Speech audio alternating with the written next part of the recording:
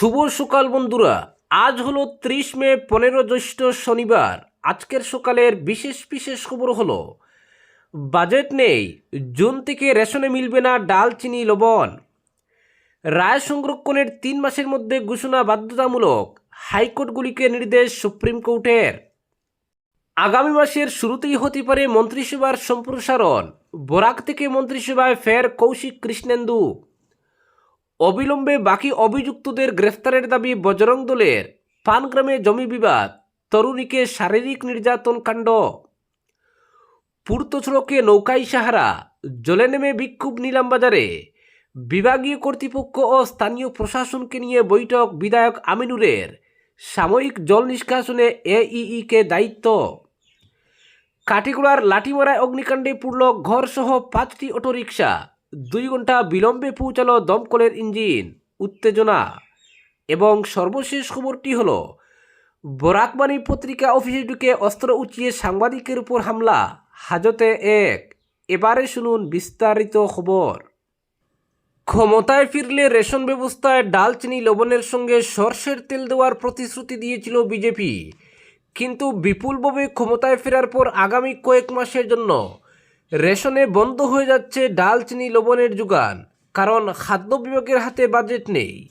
তাই 1 জুন থেকে আর সুলভ মূল্যে পাওয়া যাবে না ডাল, চিনি, লবণ। তবে বিনামূল্যের চাল বিতরণ অবশ্য অব্যাহত থাকবে। গণবন্টন ব্যবস্থা রাজ্যের প্রায় 70 লক্ষ সুবিধাভোগী আগে থেকেই বিনামূল্যের চাল পেয়ে আসছেন।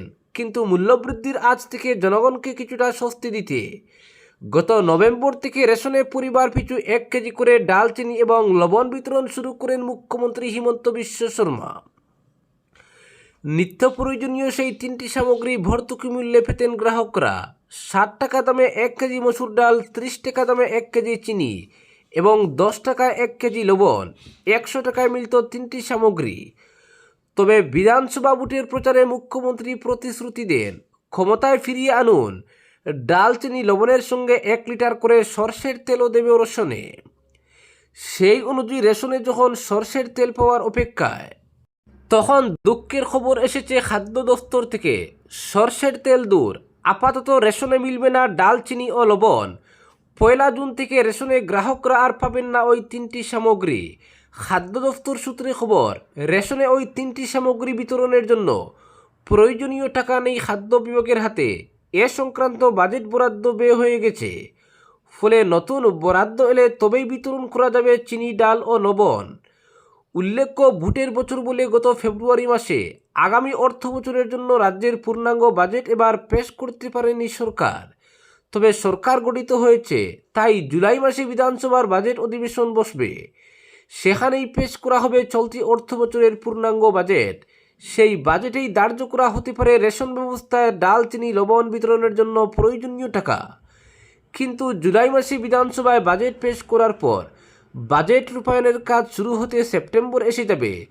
তাই বাজেটে টাকা ধার্য করা হলে সেপ্টেম্বর কিংবা অক্টোবর মাস থেকে ফের রেশনে ডাল, চিনি, লবণ পেতে পারেন গ্রাহকরা। তাই জুন থেকে কয়েক মাসের জন্য নিশ্চিতভাবে রেশনে বন্ধ থাকবে ডাল, চিনি, লবণের যোগান। পরবর্তী খবরটি হলো রায় সংরক্ষণের 3 মাসের মধ্যে ঘোষণা বাধ্যতামূলক, হাইকোর্টগুলিকে নির্দেশ সুপ্রিম কোর্টের। মামলা নিষ্পত্তিতে দীর্ঘসূত্রিতা নিয়ে উদ্বেগ প্রকাশ করে দেশের হাইকোর্টগুলিকে গুরুত্বপূর্ণ নির্দেশ দিল সুপ্রিম কোর্ট। শুক্রবার আদালত জানিয়েছে, শুনানি শেষ হওয়ার পর কোনো মামলার রায় অনির্দিষ্টকালের জন্য স্থগিত রাখা যাবে না। সর্বাধিক 3 মাসের মধ্যে রায় ঘোষণা করতে হবে। যদি 3 মাস পেরিয়েও রায় ঘোষণা না হয়, তাহলে বিষয়টি পরবর্তী 2 সপ্তাহের মধ্যে সংশ্লিষ্ট হাইকোর্টের প্রধান বিচারপতির নজরে আনতে হবে। প্রধান বিচারপতি সূর্যকান্ত ও বিচারপতি জয়মাল্য বাগচির বেঞ্চ জানায়, বিচার প্রার্থীদের অপূরণীয় ক্ষতি হয় দীর্ঘ বিলম্বের কারণে, তাই দ্রুত রায় দেওয়াই ন্যায়ের স্বার্থে জরুরি। আদালত আরও নির্দেশ দিয়েছে, জামিন সংক্রান্ত মামলায় সম্ভব হলে একই দিনে রায় ঘোষণা করতে হবে। যদি রায় সংরক্ষণ করা হয়, তাহলে পরের দিনই তা ঘোষণা ও প্রকাশ করতে হবে, যাতে বন্দীকে সম্ভব হলে একই দিনে বা সর্বোচ্চ পরের দিন মুক্তি দেওয়া যায়। সংবিধানের বিশেষ ক্ষমতা ব্যবহার করে আদালত জানিয়েছে, যদি শুধুমাত্র রায়ের মূল অংশ ঘোষণা করা হয়, তাহলে পূর্ণাঙ্গ যুক্তিসম্পন্ন রায় সর্বোচ্চ 15 দিনের মধ্যে প্রকাশ করতে হবে। এছাড়া নির্দেশ দেওয়া হয়েছে রায় সংরক্ষণের 4 মাসের মধ্যে যদি সিদ্ধান্ত ঘোষণা না করা হয় তাহলে পক্ষগুলি হাইকোর্টের প্রধান বিচারপতির কাছে গিয়ে বিষয়টি অন্য বেঞ্চে স্থানান্তরের আবেদন করতে পারবে। সুপ্রিম কোর্ট আরও জানিয়েছে উচ্ছেদ, নির্মাণ ভাঙা এবং শিক্ষা প্রতিষ্ঠানে ভর্তি সংক্রান্ত মামলাগুলিতেও দ্রুত অন্তর্বর্তী নির্দেশ দিতে হবে আদালতকে। বিচারপতিদের মতে এ ধরনের বিষয়ে দেরি হলে সাধারণ মানুষ মারাত্মক ক্ষতির মুখে পড়েন। সুপ্রিম কোর্ট স্পষ্ট করেছে এই নির্দেশ কোনো নির্দিষ্ট বিচারপতি বা হাইকোর্টের সমালোচনা নয়, বরং বিচার ব্যবস্থায় স্বচ্ছতা ও দ্রুততার জন্য এই পদক্ষেপ নেওয়া হয়েছে। পরবর্তী খবরটি হলো আগামী মাসের শুরুতেই রাজ্যের নয়া মন্ত্রিসভার সম্প্রসারণ হওয়ার সম্ভাবনা প্রবল। এই মন্ত্রিসভায় বরাক উপত্যকা থেকে ফের ঠাঁই পেতে পারেন কৌশিক রায় ও কৃষ্ণেন্দু পাল, এমন গুঞ্জন চলছে রাজনৈতিক মহলে। জানা গেছে নির্বাচনের ফলাফল ঘোষণার পর বরাক উপত্যকার বিধায়কদের সঙ্গে একাধিকবার বৈঠক হয়েছে স্বয়ং মুখ্যমন্ত্রীর। এই উপত্যকার 9 জন বিজেপি বিধায়কের মন কি বাত শুনেছেন হিমন্ত বিশ্ব শর্মা। তবে মন্ত্রিত্ব কার ভাগ্যে জুটবে সেটা খুলসা করেননি তিনি। তবে পূর্বের বর্ষা যোগানো বিধায়করাই যে ফের মন্ত্রিত্ব পাবেন সেটা বুঝতে অসুবিধা হয়নি অন্য বিধায়কদের। সদ্য বিধানসভা নির্বাচনে বরাক উপত্যকা থেকে বিজেপি টিকিটে জয়ী হয়েছেন 9 জন। এর মধ্যে টানা 3 বার জিতে হ্যাট্রিক করেছেন কৃষ্ণেন্দু পাল ও বিজয় মালাকার। প্রথমবারের মতো বিজেপি টিকিটে বিধায়ক হয়েছেন শিলচরের রাজদীপ রায়, উদারবন্দে রাজদীপ গোয়ালা, কাঠিগড়ায় কমলাক্ষদে পুরকায়স্থ, দোলাইতে অমিয়কান্তি দাস, হাইলাকান্দিতে মিলন দাস। দ্বিতীয়বারের মতো নির্বাচিত হয়েছেন কৌশিক রায় ও কিশোরনাথ। প্রথমবার বিধায়ক নির্বাচিত হওয়া নেতাদের মন্ত্রীপদ পাওয়ার সম্ভাবনা একেবারে নেই বললেই চলে। হ্যাট্রিক করলেও মন্ত্রিত্ব লাভে কোনো উৎসাহ নেই বিজয় মালাকারের। ফলে কাছাড় থেকে কৌশিক রায় ও শ্রীভূমি থেকে কৃষ্ণেন্দু পালের মন্ত্রীপদ লাভের সম্ভাবনাই প্রবল। মাত্র 4 মন্ত্রীকে নিয়ে সরকার চালাচ্ছেন হিমন্ত বিশ্ব শর্মা। শীঘ্রই মন্ত্রিসভার সম্প্রসারণ হবে। মন্ত্রীদের হাতে তুলে দেওয়া হবে বিভিন্ন মন্ত্রক ও বিভাগের দায়িত্ব। মন্ত্রীদের তালিকা নিয়ে একাধিকবার দিল্লি উড়ে গেছেন মুখ্যমন্ত্রী। তালিকায় কে বা কারা রয়েছেন সেটা একমাত্র তিনি জানেন।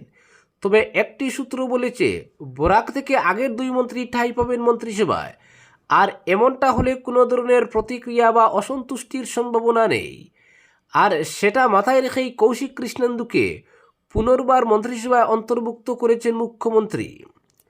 অন্য এক সূত্রের খবর, বরাকের 9 বিজেপি বিধায়কের মধ্যে 2-1 জন ইতিমধ্যে দৌড়ঝাঁপ করেছেন মন্ত্রীপদ লাভের জন্য। এমনকি শীর্ষ নেতৃত্বের সঙ্গে দহরম মহরম থাকার সুবিধাকে কাজে লাগিয়ে মন্ত্রীপদ হাসিল করার প্রচেষ্টাও চালিয়েছিলেন তারা, কিন্তু তাদের ভাগ্যে শিখে আপাতত চিরছে না। বিগত সরকার পরিচালনার সময়ও মাঝপথেই দেওয়া হয়েছিল বরাকের 2 বিধায়ককে মন্ত্রিত্ব। একসঙ্গেই মন্ত্রিত্ব লাভ করেছিলেন কৌশিক রায় এবং কৃষ্ণেন্দু পাল। মন্ত্রীপদ পাওয়ার পর মুখ্যমন্ত্রীর যেমন আস্থা অর্জন করেছেন তারা, তেমনি আরও স্নেহভাজন হয়ে পড়েন। ফলে স্নেহের 2 বিধায়ককে আবারও মন্ত্রীপদ দিতে পারেন মুখ্যমন্ত্রী। তবে কোনো বিধায়ককেই এখন পর্যন্ত এ নিয়ে কথা দেননি হিমন্ত বিশ্ব শর্মা।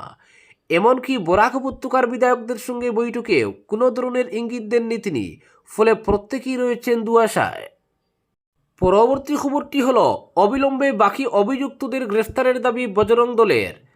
পানগ্রামে জমি বিবাদ, তরুণীকে শারীরিক নির্যাতন কাণ্ড। উদারবন পানগ্রাম 3য় খণ্ডের বাসিন্দা দয়াবতী মুন্ডার উপর দীর্ঘদিন ধরে বিনধর্মী কিছু লোকের অত্যাচার চলছিল বলে অভিযোগ উঠেছে। ঘটনাকে কেন্দ্র করে একাধিকবার স্থানীয় থানায় অভিযোগ দায়ের করা হলেও এখন পর্যন্ত পুলিশ সম্পূর্ণভাবে ঘটনার সুরাহা করতে পারেনি বলে অভিযোগ পরিবারের। এদিকে শুধুমাত্র এক অভিযুক্তকে গ্রেফতার করে ঘটনাটি দামাচাপা দেওয়ার চেষ্টা চলছে বলে অভিযোগ তুলেছে বজরং দল। ঘটনাকে কেন্দ্র করে শুক্রবার বজরং দলের কর্মকর্তারা উদারবন থানায় গিয়ে পুলিশ আধিকারিকের সঙ্গে সাক্ষাৎ করেন। তারা স্পষ্ট ভাষায় জানিয়ে দেন 3 দিনের মধ্যে ঘটনায় জড়িত সব অভিযুক্তকে গ্রেফতার করা না হলে বৃহত্তর আন্দোলনের পথে নামবে সংগঠন। বজরং দলের কর্মকর্তা মিঠুননাথ অভিযোগ করে বলেন, এই ঘটনার পিছনে কিছু রাজনৈতিক নেতা কলকাঠি নাড়ছেন, যার ফলে পুলিশ প্রশাসনও কিছুটা অনীহা দেখাচ্ছে। কিন্তু যত বড় নেতাই হন, যদি অপরাধীদের রক্ষা করার চেষ্টা করা হয় তাহলে আগামী দিনে বৃহত্তর গণ আন্দোলন গড়ে তোলা হবে। প্রসঙ্গত, উদারবন পানগ্রাম এলাকায় জমি বিবাদকে কেন্দ্র করে এক তরুণীকে শারীরিক নির্যাতনের অভিযোগ ও প্রাণনাশের হুমকির ঘটনায় মূল অভিযুক্ত শাহিল আলম বড়বুইয়াকে ইতিমধ্যেই গ্রেফতার করেছে উদারবন পুলিশ। স্থানীয় বিধায়ক রাজদীপ গোয়ালা এবং কাছাড়ের এসএসপি সঞ্জীব কুমার শইকিয়ার হস্তক্ষেপে এই সাফল্য মিলেছে বলে জানা গেছে। অভিযোগ অনুযায়ী গত মঙ্গলবার গভীর রাতে শাহিল আলম বড়বুইয়া ও তার সঙ্গীরা দয়াবতী মুন্ডার জমিতে অনধিকার প্রবেশ করে ধারালো অস্ত্র দেখিয়ে ভয়ভীতি প্রদর্শনের পাশাপাশি তার উপর শারীরিক নির্যাতনের চেষ্টাও চালানো হয় বলে অভিযোগ। শুধু তাই নয়, জমিতে দেওয়া কাঁটাতারের বেড়া ভেঙে সেখানে পুঁতে রাখা 23টি সিমেন্টের পিলারও উপড়ে নিয়ে যায় অভিযুক্তরা। ঘটনার খবর ছড়িয়ে পড়তেই উদারবন্দের হিন্দুরক্ষী দলের প্রতিনিধিরা স্থানীয় বিধায়ক রাজদীপ গোয়ালার দ্বারস্থ হন। বিষয়টি গুরুত্ব সহকারে নিয়ে তিনি অবিলম্বে কাছাড়ের এসএসপি সঞ্জীব কুমার শইকিয়ার সঙ্গে যোগাযোগ করে অভিযুক্তদের দ্রুত গ্রেফতারের নির্দেশ দেন। পরবর্তী খবরটি হল, মাঝরাতে ভয়াবহ অগ্নিকাণ্ড, ভস্মীভূত হল একটি গড়সহ 5টি বৈদ্যুতিক অটোরিকশা। অগ্নিকাণ্ডের এই ঘটনা ঘটেছে কাটিগড়ার লাঠিমারায়। ঘটনাস্থল থেকে মাত্র 3 কিলোমিটার দূরে থাকা অগ্নি নির্বাপক বাহিনীর ইঞ্জিন 2 ঘন্টা বিলম্বে পৌঁছানোকে কেন্দ্র করে দেখা দেয় উত্তেজনা।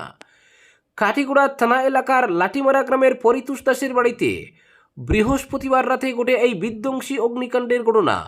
এতে এক গড়ে থাকা 5টি বৈদ্যুতিক অটোরিকশা সহ পুরো ঘর ভস্মীভূত হয়ে যায়। পরিতোষ জানান, গভীর রাতে হঠাৎ দাউ দাউ করে আগুন জ্বলতে দেখেন তিনি। বিষয়টি প্রত্যক্ষ করে শুরু করেন চিৎকার চেঁচামেচি। তার চিৎকার শুনে আশপাশের লোকজন ছুটে এসে আগুন নেভাতে তৎপরতা শুরু করেন। বালতি দিয়ে জল ছিটিয়ে আগুন নিয়ন্ত্রণের আপ্রাণ চেষ্টা চালান স্থানীয়রা। খবর দেওয়া হয় অগ্নি নির্বাপক বাহিনীকে, কিন্তু ঘটনাস্থল থেকে মাত্র 3 কিলোমিটার দূরে থাকা কাটিগড়ার অগ্নি নির্বাপক কেন্দ্র থেকে লাঠিমারা গ্রামে দমকলের ইঞ্জিন পৌঁছাতে সময় লাগে 2 ঘন্টা। ফলে দমকল বাহিনী পৌঁছার আগেই সব কিছু পুড়ে ছাই হয়ে যায়। স্থানীয় লোকজন অনেক চেষ্টা করেও রক্ষা করতে পারেননি কোনো কিছুই। 5টি বৈদ্যুতিক অটোরিকশা সহ পুরো ঘর পুড়ে ছাই হয়ে যায়। ফলে স্বাভাবিকভাবেই 2 ঘন্টা বিলম্বে দমকল ইঞ্জিন পৌঁছার পর কুবে ফেটে পড়েন স্থানীয় মানুষ। দেখা দেয় তীব্র উত্তেজনা। দমকল বাহিনীকে ফিরে যেতে বলেন ক্ষুব্ধ লোকজন। কিছু সময় উত্তেজনার পর স্থানীয় এক যুবকের হস্তক্ষেপে পরিস্থিতি নিয়ন্ত্রণে আসে। ক্ষুব্ধ লোকজনকে বুঝিয়ে সুঝিয়ে দমকল বাহিনীকে কাজে লাগানো হয়। স্থানীয়দের অভিযোগ, সঠিক সময়ে দমকলের ইঞ্জিন পৌঁছালে 2-1টা অটোরিকশা রক্ষা করা হয়তো সম্ভব হতো, কিন্তু দমকল বাহিনীর চূড়ান্ত কর্তব্যে গাফিলতির কারণে 5টি অটোরিকশার কোনো কিছুই রক্ষা পায়নি। পরিতোষ দাস জানিয়েছেন, এই অগ্নিকাণ্ডে তার একটি অটোরিকশা সহ লিটন দাস, জয়দীপ দাস, সুধাকর দাস ও বিন্দন দাসের বৈদ্যুতিক অটোরিকশা ভস্মীভূত হয়েছে। রাস্তার অসুবিধার জন্য লিটন, জয়দীপ, সুধাকর, বিন্দনরা তার বাড়িতে অটোরিকশা রেখে যান। সেখানেই হয় চার্জিং। এদিন রাতেও যথারীতি অটোরিকশাগুলো রেখে চার্জিংয়ে বসানো হয়, কিন্তু হঠাৎ ঘটে যায় অঘটন। তবে কিভাবে আগুন লেগেছে তা বুঝে উঠতে পারছেন না তিনি। ধারণা করা হচ্ছে বৈদ্যুতিক শর্ট সার্কিট থেকে অগ্নিকাণ্ডের সূত্রপাত হতে পারে। ক্ষয়ক্ষতির পরিমাণ 25 লক্ষাধিক টাকা হতে পারে। এদিকে অগ্নিকাণ্ডের এই ঘটনা নিয়ে তদন্ত শুরু করেছে পুলিশ। আগুনে পুড়ে যাওয়া অটোরিকশাগুলোর ধ্বংসাবশেষ উদ্ধার করে থানায় নিয়ে যাওয়া হয়েছে। প্রসঙ্গত, ঘটনাস্থল কাটিগড়া থানার অন্তর্ভুক্ত হলেও ডিলিমিটেশনের ফলে ওই গ্রাম এখন উত্তর করিমগঞ্জ বিধানসভার অধীনে রয়েছে। আজকের বিশেষ সংবাদ এখানেই সমাপ্ত।